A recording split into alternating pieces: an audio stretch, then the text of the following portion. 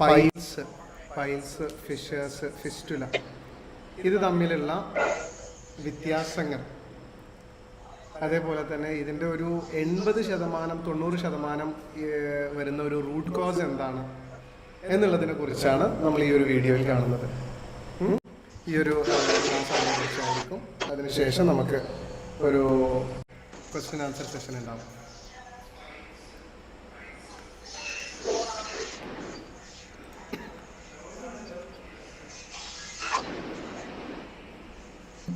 ഈ ഫസ്റ്റ് കാണുന്ന പിക്ചറാണ് നമ്മൾ സാധാരണ പൈൽസ് എന്ന് പറയുന്ന കാര്യം കാണുന്നത്. ഈ ഇടത്തെ ഭാഗത്ത് കാണുന്നതാണ് പൈൽസ് എന്ന് പറയുന്നത്. രക്തക്കുഴല് കെട്ടിക്കിടന്ന് അതിൽ രക്തക്കുഴല് വീങ്ങി അതിൻ്റെ ഉള്ളിൽ രക്തം കെട്ടിക്കിടന്ന് ഒരു കുരു പോലെ വന്ന് അതിനുശേഷം ഒരു ഫിംഗർ പോലെ ഒരു വിരൽ വലപ്പത്തിലെല്ലാം വന്ന് അങ്ങനെ വരുന്ന ഒരു കാര്യമാണ് പൈൽസ് എന്ന് പറയുന്നത്. ഏനൽ ഫിഷർ എന്ന് പറയുന്നത് നമ്മുടെ മലദ്വാരത്തിൽ, ഇതെല്ലാം മലദ്വാരത്തിൽ സംഭവിക്കുന്ന കാര്യങ്ങളാണ്. ഫിഷർ എന്ന് പറയുന്നത് മലദ്വാരത്തിൽ വിള്ളലുകൾ വരുന്നതാണ്. ചെറിയ ചെറിയ പോറലുകൾ, വിള്ളലുകൾ, അതിൽ നിന്നും വരുന്ന രക്തം, അതാണ് ഫിഷർ എന്ന് പറയുന്നത്. ഫിസ്റ്റുല എന്ന് പറയുന്നത് ഒരു കനാലാണ്, ഒരു റൂട്ട് എന്ന് പറയാം. ഉള്ളിലുള്ള ഇവിടെ കാണുന്ന ഒരു ഇൻഫെക്ഷൻ കാരണം അതിൽ നിന്നും ചലനം പുറത്തള്ളാൻ വേണ്ടിയിട്ടുള്ള ശരീരം ഉണ്ടാക്കുന്ന ഒരു ചാനലാണ് ഫിസ്റ്റുല എന്ന് പറയുന്നത്. മനസ്സിലാവുന്നുണ്ടോ? അപ്പോൾ ഇതിൻ്റെ മൂന്നിൻ്റെയും കാരണങ്ങൾ എന്താണെന്ന് പറഞ്ഞാൽ, പൈൽസിൻ്റെ കാരണമാണ് ക്രോണിക് കോൺസ്റ്റിപ്പേഷൻ, മലബന്ധം, കാലങ്ങളായുള്ള മലബന്ധം. അതെന്തുകൊണ്ടാണെന്നുള്ളത് നമ്മൾ അടുത്ത് കാണാം. പക്ഷേ ഇതിൻ്റെ ഒരു മെയിൻ കാര്യം മലബന്ധം. അതേപോലെ തന്നെ മുക്കുന്നത്, പ്രഷർ കൊടുക്കുന്നത്, മലബന്ധം ഉള്ളത് കാരണം തന്നെയാണ്, മലം കട്ടിയായത് കാരണം തന്നെയാണ് അങ്ങനെ പ്രഷർ കൊടുക്കുന്നത്. അത് കാരണമാണ് പലപ്പോഴും ഈ ഒരു രക്തക്കുഴലിൽ വരുന്ന സ്ട്രെയിനുകൾ. മറ്റൊരു റീസൺ എന്ന് പറയുന്നത് അധികമായി ഷുഗർ അല്ലെങ്കിൽ കൊളസ്ട്രോള് ഈ ഒരു രക്തക്കുഴലിനെ ഡാമേജ് ചെയ്യുന്നുണ്ടെങ്കിൽ, വെരിക്കോസ് വെയിന് വരുന്നത് പോലെ തന്നെ ചെറിയ തോതിൽ ഇങ്ങനെയും പ്രശ്നങ്ങൾ ഉണ്ടാവാറുണ്ട്. അവിടെയും രക്തക്കുഴൽ ഡാമേജ് ആകുന്നുണ്ട്, ഇതുപോലെയുള്ള ബുദ്ധിമുട്ടുകൾ വരുന്നുണ്ട്. ഫിഷർ എന്ന് പറയുന്നത്, ഈ കാണുന്ന ഫിഷർ എന്ന് പറയുന്നത് വിള്ളലുകൾക്ക് റീസൺ ആവുന്നത് മെയിൻ ആയുള്ള ഒരു കാര്യമാണ് IBD എന്ന് പറയും, ഇറിറ്റബിൾ ബവൽ സിൻഡ്രോം. അതിൽ ഭയങ്കരമായി ലൂസ് മോഷൻ പോവുകയാണെങ്കിൽ, ഡയേറിയ പോവുകയാണെങ്കിൽ പലപ്പോഴും അവിടെ ഡീഹൈഡ്രേറ്റ് ആവും, വിള്ളലുകൾ വരും അവിടെ. പിന്നെ ഡീഹൈഡ്രേറ്റ് ആയി ജലാംശമില്ലാതെ വിള്ളലുകൾ വന്ന് മോയ്സ്ചർ ഇല്ലാതെ വരുന്ന വിള്ളലുകളാണ് ആ ഒരു ഡാമേജിന് കാരണമാകുന്നത്. ഫിസ്റ്റുല എന്ന് പറയുന്നത്, ഇവിടെ ഇതാ ചലം കെട്ടിക്കിടക്കുന്നത് കണ്ടില്ല, ചലം കെട്ടിക്കിടന്ന് അതിനുള്ള ഒരു കനാല് പുറത്തോട്ട് വരുന്നത്. അതിൻ്റെ ഒരു കാരണം ഇത് രണ്ടുമാകാം. ഒന്നെങ്കിൽ പൈൽസ് വന്നത് കാരണം, ഫിഷർ വന്നത് കാരണം അവിടെ ബാക്ടീരിയ, മോശമായ ബാക്ടീരിയകൾ വന്ന് ഭയങ്കരമായ ഇൻഫെക്ഷൻ വന്നതിന് ശേഷം, ഇൻഫെക്ഷൻ വന്നാൽ അവിടെ ചലമുണ്ടാകും. ഇൻഫെക്ഷൻ വന്നു കഴിഞ്ഞാൽ നമ്മുടെ പ്രതിരോധ കോശങ്ങൾ അവിടെ പോയി അവരുടെ പിന്നെ ഈ പറയുന്ന മറ്റുള്ള ബാക്ടീരിയകളെ എല്ലാം നശിപ്പിച്ച് അവിടെ ഒരു പോർക്കളമാണ്, ഒരു ജഡങ്ങൾ കെടുക്കുന്ന ഒരു ഡെഡ് ബോഡീസാണ്. മൊത്തം ഡെഡ് ബോഡീസും അതേപോലെ തന്നെ ഡീക്കേ ആയിക്കൊണ്ടിരിക്കുന്ന, ചീഞ്ഞലിഞ്ഞുകൊണ്ടിരിക്കുന്ന പല ബാക്ടീരിയകളാണ് ചേർന്ന് അവസാനം ആ ഒരു പസ് അല്ലെങ്കിൽ ചലം എന്ന് പറയുന്നത് ഉണ്ടാകുന്നത്. അതിനെ പുറന്തള്ളാൻ വേണ്ടിയിട്ടുള്ള ഒരു കനാലാണ് ഈ ഫിസ്റ്റുല എന്ന് പറയുന്നത്. അപ്പോൾ പൈൽസ് എന്ന് പറയുന്നത് മലബന്ധം കാരണം, ഫിഷർ എന്ന് പറയുന്നത് ലൂസ് മോഷൻ കാരണം, അവിടെ ഡ്രൈ ആയത് കാരണം വിള്ളലുകൾ വരും. അതേപോലെ തന്നെ ഫിസ്റ്റുല എന്ന് പറയുന്നത് അവിടെ ഉണ്ടാകുന്ന, ഇത് രണ്ടും കാരണം, അതുമല്ലാതെ ഉണ്ടാകുന്ന ഇൻഫെക്ഷൻ കാരണം ഉണ്ടാകുന്ന ഒരു ചലം പുറം തള്ളാൻ വേണ്ടിയിട്ടുള്ള ഒരു ചാനലാണ് ഫിസ്റ്റുല.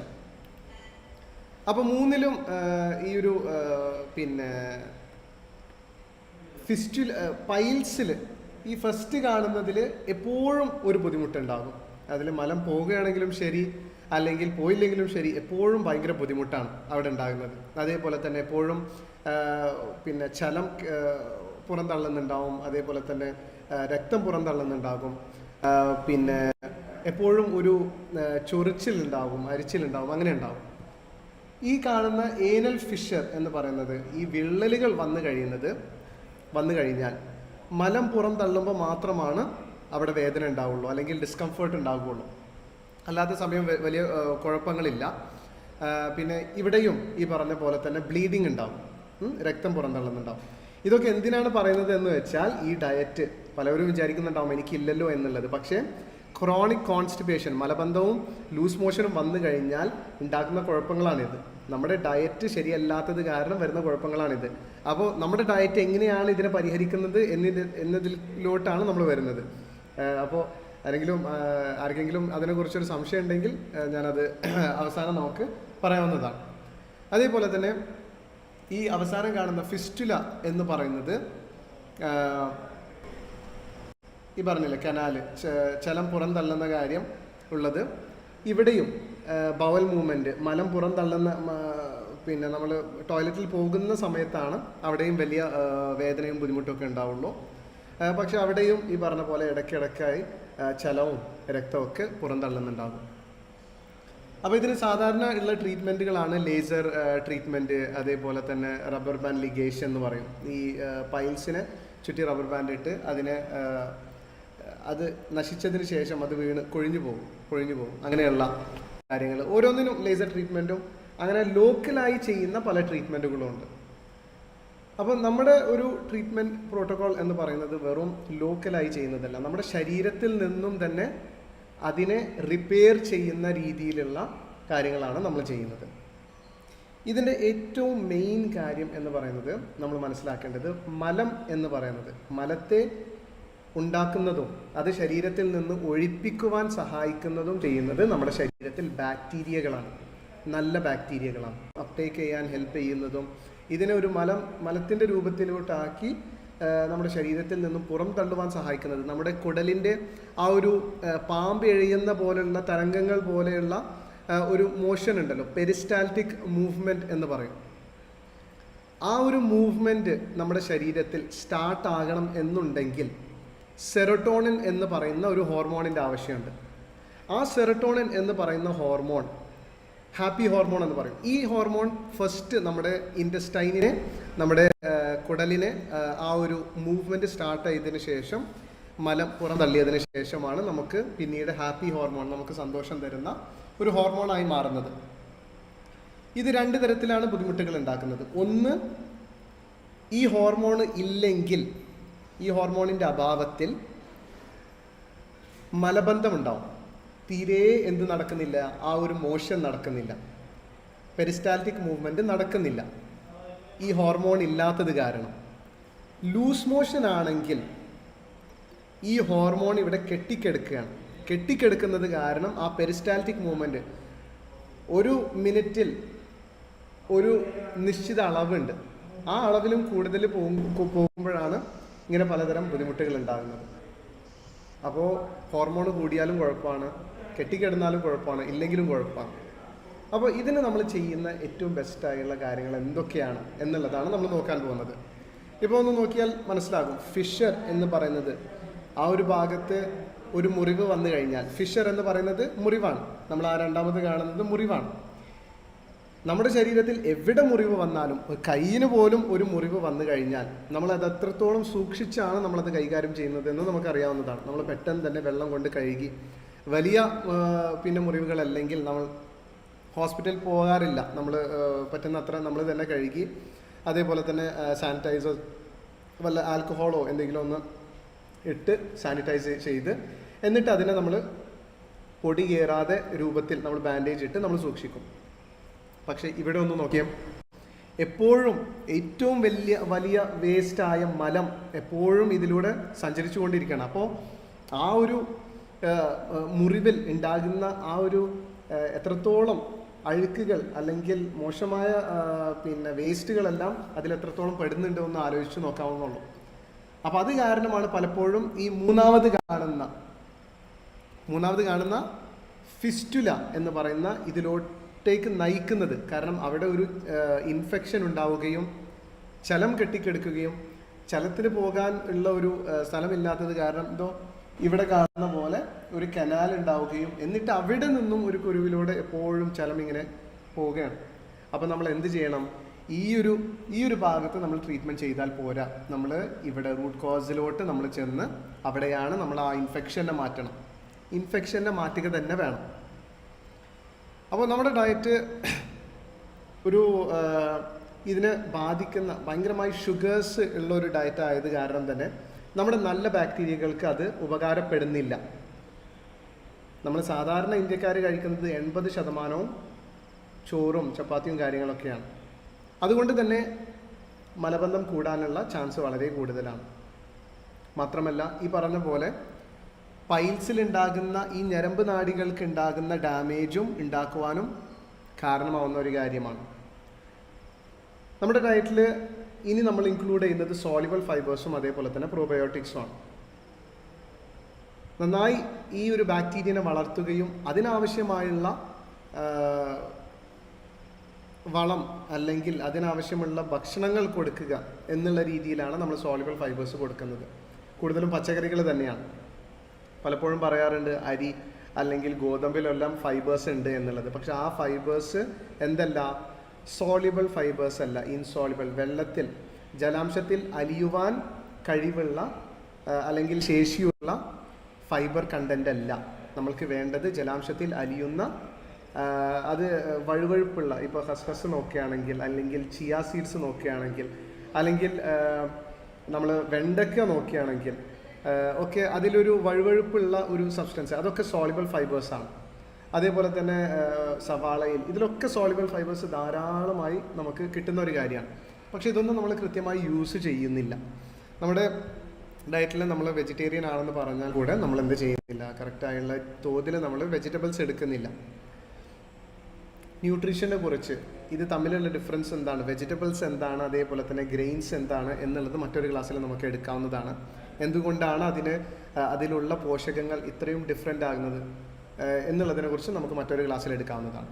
അപ്പോൾ എന്തെന്നാലും നമ്മുടെ ഈ ഒരു ഡയറ്റ് ഇതിനെ ഹെൽപ്പ് ചെയ്യുന്നത് ഈ ഒരു രീതിയിലാണ്. ആ ഒരു റൂട്ട് കോസിനെ നമ്മൾ മാറ്റിയെടുക്കുകയാണ്. മാത്രമല്ല നമ്മൾ ഷുഗേഴ്സ് കട്ട് ഡൗൺ ചെയ്യുമ്പോൾ തന്നെ നമ്മുടെ ശരീരത്തിൽ ഇമ്മ്യൂണിറ്റി നന്നായി വളരുന്നുണ്ട്. നമ്മുടെ ഇമ്മ്യൂണിറ്റി എന്ന് പറയുന്നത് നമുക്ക് ഇമ്മ്യൂണിറ്റി എന്തുകൊണ്ട് ആവശ്യമാണ്? ഇവിടെ ഇത്രയും വലിയൊരു ഇൻഫെക്ഷൻ വരുന്നുണ്ടെങ്കിൽ നമ്മുടെ ഇമ്മ്യൂൺ സെൽസ്, നമ്മുടെ ശരീരത്തിന് തന്നെ അതിനോട് പോരാടാൻ പറ്റുന്നില്ലെങ്കിൽ അതിൻ്റെ ഒരു വലിയ കുഴപ്പം നമ്മൾ കഴിക്കുന്ന ഭക്ഷണങ്ങൾ തന്നെയാണ്. നമ്മുടെ ശരീരം എപ്പോഴും ശരീരത്തിൻ്റെ എനർജി എന്തിലോട്ടാണ് പോകുന്നത്? നമ്മൾ ഭക്ഷണം കഴിച്ച് ഒരു നേരം ഭക്ഷണം കഴിച്ചു കഴിഞ്ഞാൽ ഒരു 3-4 മണിക്കൂർ, ചുരുങ്ങിയത് ഒരു 3-4 മണിക്കൂർ എടുക്കും അത് കറക്റ്റായി ഒന്ന് ഡൈജസ്റ്റ് ചെയ്ത് വന്ന് പുറന്തള്ളാൻ, ഏറ്റവും ചുരുങ്ങിയത്. പക്ഷെ ആ ഒരു 3-4 മണിക്കൂർ കഴിയുമ്പോഴേക്കും നമ്മൾ വീണ്ടും കഴിക്കുകയാണ്. ഇതാണ് നമ്മൾ സാധാരണ ചെയ്തു വന്നുകൊണ്ടിരിക്കുന്നത്. ശരീരത്തിൻ്റെ പൂർണ്ണമായുള്ള എനർജി അതിലോട്ടാണ് കോൺസെൻട്രേറ്റ് ചെയ്യുന്നത്. എങ്ങനെയാണ് ഈ ഫുഡിനെ എങ്ങനെയെങ്കിലും നമ്മളൊന്ന് എടുത്ത് പുറത്തോട്ട് എത്തിക്കണം, അതിൽ നിന്നുള്ള ശേഖരിക്കാൻ പറ്റിയതൊക്കെ ശേഖരിച്ച് പുറത്തോട്ട് എത്തിക്കണം എന്നുള്ള എപ്പോഴും ബോഡിയുടെ കോൺസെൻട്രേഷൻ അതിലോട്ടാണ്. അതുകൊണ്ട് തന്നെ നമ്മൾ ഒരു 12 മണിക്കൂർ 14 മണിക്കൂർ നമ്മൾ ഇൻ്റർമീഡിയറ്റ് ഫാസ്റ്റിംഗ് കൊടുക്കുന്ന സമയത്ത് ശരീരത്തിന് നന്നായി എന്ത് കിട്ടുന്നുണ്ട്? നല്ല രീതിയിലുള്ള ഒരു ടൈം, ഒരു ബ്രേക്ക് കിട്ടുന്നുണ്ട്. മറ്റുള്ള കാര്യങ്ങളിലോട്ട്, മറ്റ് വേസ്റ്റുകളിലോട്ട്, മറ്റ് ശരീരത്തിൽ ആവശ്യമുള്ള സ്ഥലത്തിൽ റിപ്പയർ കൊണ്ടുവരാനും അതേപോലെ തന്നെ ആ ഒരു സമയത്ത് നന്നായി ഇമ്മ്യൂൺ സെൽസ് പ്രൊഡ്യൂസ് ചെയ്യുന്നുണ്ട്. നമ്മുടെ ശരീരം ഫാസ്റ്റിംഗ് ടൈമിൽ ഇമ്മ്യൂൺ സെൽസ് നന്നായി ഉണ്ടാക്കുന്നുണ്ട്. അതോടൊപ്പം തന്നെ റിപ്പയറുകൾ നടക്കുന്നുണ്ട്. മാത്രമല്ല നമ്മുടെ ശരീരത്തിൽ ഓരോ കോശങ്ങളിലുള്ള വേസ്റ്റുകളും പുറന്തള്ളാൻ സഹായിക്കുന്നുണ്ട്. അപ്പോൾ ഈ ഒരു ഡയറ്റ് എന്ന് പറയുന്നത് നിങ്ങൾക്ക് പൈൽസോ ഫിഷിലോ ഒക്കെ ഉള്ളവരാണെങ്കിൽ തീർച്ചയായും എടുക്കേണ്ടതാണ്. മാത്രമല്ല നമ്മൾ കഴിക്കുമ്പോൾ നല്ല കൊഴുപ്പുകൾ, നല്ല കൊളസ്ട്രോൾ ഉണ്ട്, മോശമായ കൊളസ്ട്രോൾ ഉണ്ട്. നല്ല കൊഴുപ്പുകൾ നമ്മൾ എടുക്കുന്നുണ്ട്.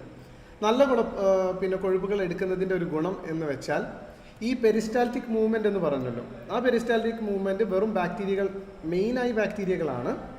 അതുമല്ലാതെ നമ്മളെ സഹായിക്കുന്ന ഒരു കാര്യമാണ് ബൈൽ എന്ന് പറയുന്നത്, പിത്തം എന്ന് പറയുന്നത്. പിത്തം പിന്നെ വന്നു കഴിഞ്ഞാലും ശരീരത്തിൽ എക്സ്ക്രീറ്റ് ആയി കഴിഞ്ഞാലും ഈ പറയുന്ന ഒരു പെരിസ്റ്റാൽറ്റിക് മൂവ്മെൻറ്റ് നമുക്ക് കൊണ്ടുവരാവുന്നതാണ്. അതോടൊപ്പം